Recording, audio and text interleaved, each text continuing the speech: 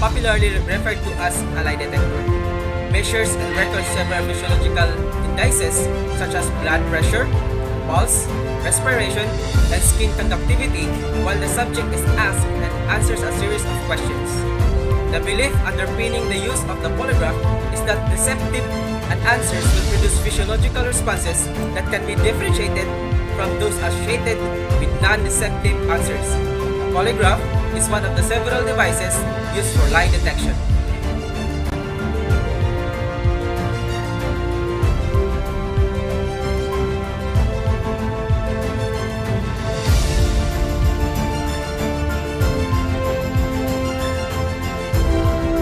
Trial by combat, also wager of battle. Trial by battle or judicial duel was a method of Germanic law to settle accusation in the absence of witness or a confession in which two parties stipulate a fight in a single combat. The winner of the fight was proclaimed to be the right. In essence, it was a judicially sanctioned duel. It remained in use throughout the European Middle Age, gradually disappearing in the course of the 16th century. Trial by ordeal was an ancient judicial practice by which the guilt or innocent in the accused was determined by subjecting by them to a painful or at least an unpleasant, visually dangerous experience.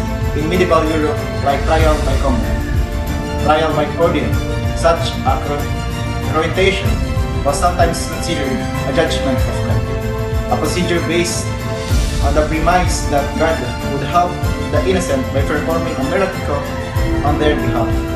The practice has much easier roots, attested as far back as the Code of Hammurabi and the Code of Bernam. The hot iron ordeal involved a defendant carrying a red hot iron bar and, as with order trial by order, tended to be the use by the powers that when there no witness to a crime or when the word of accused was not deemed fully credible, the belief at the time was not if the defendant was burned, they were guilty, and if they were not burned, they were innocent. But the lesson suggests the process was not quite so binary. Ordeal of rice chewing, ancient China, circa 500 BC. In the ordeal of rice chewing, the suspect was made to chew a handful of dry rice while being questioned, and then told to spit it out after a certain amount of time. The rice was then examined. If the rice came out easy enough and was moist, the suspect was judged innocent. If the gods made the rice dry and it stuck to the person's mouth when they tried to spit it out, they were accused of lying and judged guilty. This result was based more on physiological reaction to stress and less on driven intervention. It was believed that the stress caused by fear of detection slowed down the flow of saliva, thus causing the suspect to have a dry mouth. Next is trial by ordeal of donkeys. The trial by ordeal of scared as in India around 500 BC, a person suspected of theft is subjected to a test to determine his or her guilt. The suspect is required to enter a dark tent, and inside the tent is a donkey. The tail of this donkey is covered with soot. The suspect is told to pull the tail of the donkeys.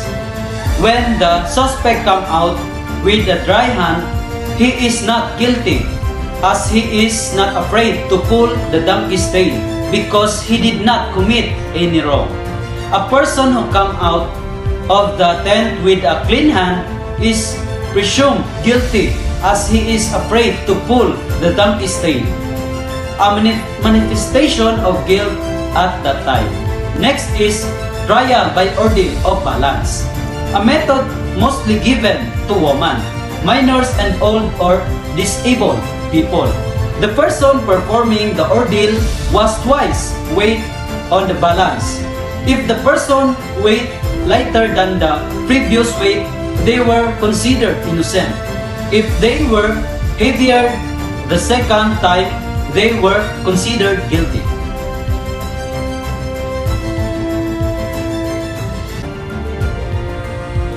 While most people know it by the name lie detector test, the instrument is officially named the polygraph machine. Mankind has always been in search of the truth, and the truth is all that matters for the polygraph machine. How long has the lie detector been in the game of truth? Here are the contributors in the history of lie detection. In 1878, Italian physiologist Angelo Mosso introduced the Polygraph, a machine which he used in his research on the emotions of person undergoing an investigation or questioning. He measures the effect on cardiovascular and respiratory responses from the subject. In 1895, Cesare Lombroso, Italian physician, psychiatrist, and pioneer criminologist, he used a modified hydrospermograph to measure a crime suspect's blood pressure and pulse rate during a police interrogation. He used this modified instrument on several actual cases. In 1914, calculating the quotient of inhalation to exhalation time using a pneumograph, a device used to measure and record breathing patterns, was discovered by Italian psychologist Vittorio Binosi. He concluded that the person's emotional and respiratory changes when they are telling a lie. In 1921, John Larson, a Canadian psychologist employed a Berkeley Police Department, developed the modern polygraph instrument. His machine was the first to simultaneously measure the subject's pulse, blood pressure, and respiratory rate. It was used with much success in criminal investigations. In 1938, Leonard Giller added a third psychological measuring component, the galvanometer, which measures the subject's skin electrical resistance. It completed the components needed for the modern polygraph system that we know today. In 1945, John A. Reed is a lawyer from Chicago, developed the control question technique or the CQT, designed to emotionally arouse non-deceptive subjects. It was a major breakthrough in polygraph methodology. In 1948, Leonard Keller founded the world's first polygraph school in Chicago, Illinois. In 1992, the polygraph made its entrance into the computer age when doctors John Kircher and David Raskin developed the computer-assisted polygraph system or the CAPS, which incorporated the first algorithm for evaluating physiological data collected for diagnostic purposes. The case of Frye v. United States in using polygraph. In 1923, in Frye v. United States, the District of Columbia Court rejected the scientific validity of the lie detector or the polygraph because the technology did not have significant general acceptance at that time.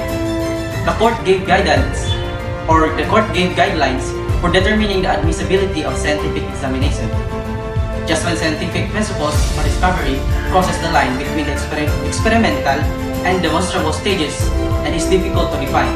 Somewhere in this twilight zone, the evidential force of the principle must be recognized, and while the courts will go along a way in admitting experimental testimony deduced from well-recognized scientific principles or discovery, the thing from which the deduction is made must be sufficiently established to have gained general acceptance in a particular field in which it belongs. Essentially, to apply the Frye standard, a court had to decide a procedure or principles in the question were generally accepted by meaningful proportion of the relevant scientific community. This standard prevailed in the federal courts and some states for many years. So brief fact summary about Mr. Frye. So Mr. Frye is an appellant was convicted for a second-degree murder. After the lower court disallowed appellant from introducing testimonial evidence relating to the results of deception test appellant had taken following the crime. Appellant appeals his conviction here. Synopsis of rule of law. when a test, such as a systolic blood pressure deception test, has not gained scientific recognition from physiological and psychological authorities. Expert testimony regarding the results of such test is inadmissible. So facts about the case of Rai V. Appellant was charged with and put on trial for murder. At his trial, appellant attempted to call on expert witnesses to testify that he had taken a systolic blood pressure deception test. And to further testify as the results of the test, the expert testimony was held inadmissible by the lower court. Appellant was convicted of second-degree murder. So its issue, was it error for the lower court to have excluded the expert testimony regarding the systolic blood pressure deception test? Appellant's criminal trial held no.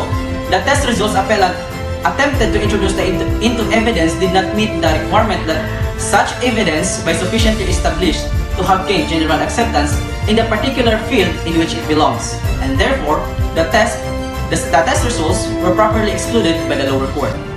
Discussion. So the court reasoned that although the deception test is at issue is a scientific basis, just when a scientific principle or discovery crosses the line between the experimental and the demonstrable stages is difficult to define, and the thing from which the deduction is made must be sufficiently established to have gained general acceptance in the particular field in which it belongs to be admissible, quote unquote. In other words, quote unquote, the court held that without an established place in science, the test was still in the blurred realm between the experimental science and demonstrated science, and therefore inadmissible here. In the court's words, as the deception test was not sufficiently established, the testimony related to its inadmissible, and the lower court was correct to have excluded it.